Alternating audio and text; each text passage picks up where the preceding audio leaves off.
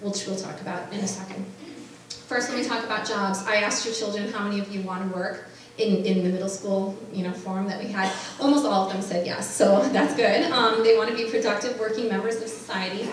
And unlike when we were searching for jobs, your children now have a digital footprint. They have quite a sizable one by the time they're going to be looking for jobs. This isn't only jobs. I've also put up here college.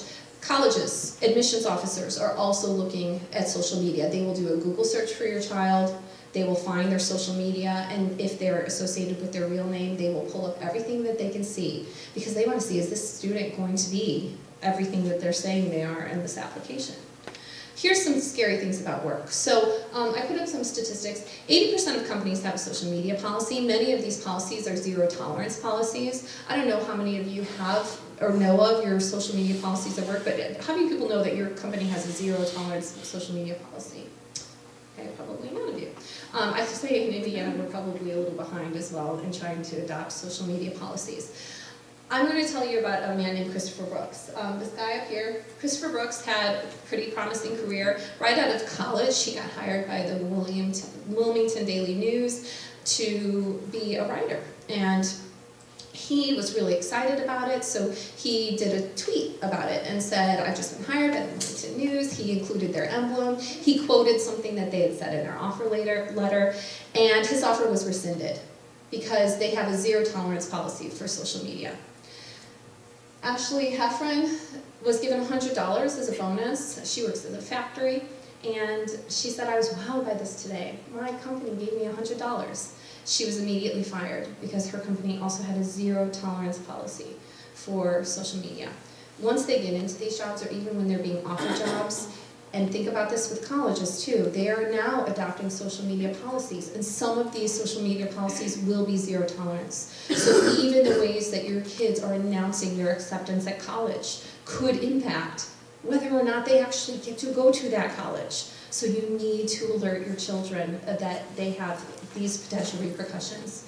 Additionally, if you look at this, so about 47% or 43% have reconsidered applicants on the basis of their social media.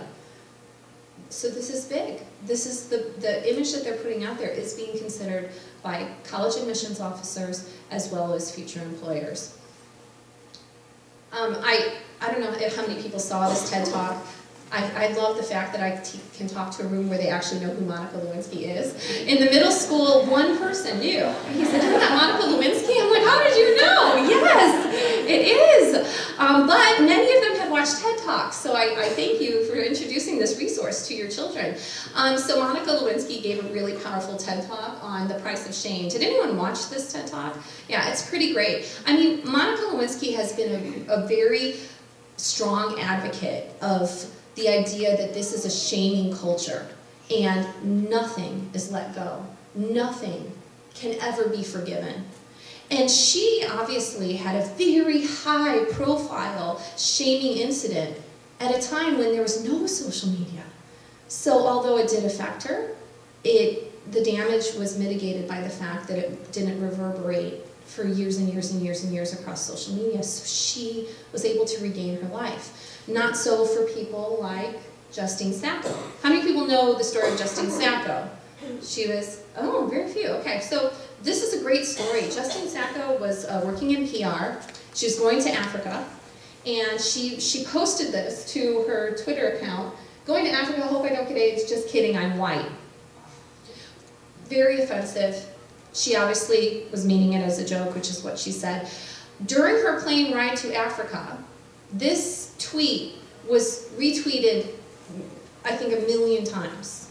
When she arrived in Africa, she had the notice that she had been fired, and her reputation has suffered irreparably. She can now not go anywhere without being associated with a racist remark that she put out as a joke. So even when your kids are joking around, it could have some really serious repercussions. I think you guys probably know a little bit about this, but neuropsychological research has shown that our brains don't even finish developing until our late 20s, and most specifically the frontal lobes, which are involved in forethought and planning, they are not fully developed until your children are nearly 30. So you need to do the planning for them. Even though you know nothing or very little about social media, you need to help tell them about the pitfalls, help them plan for their futures, because they are not thinking about it now. But one mistake like this could cost them forever.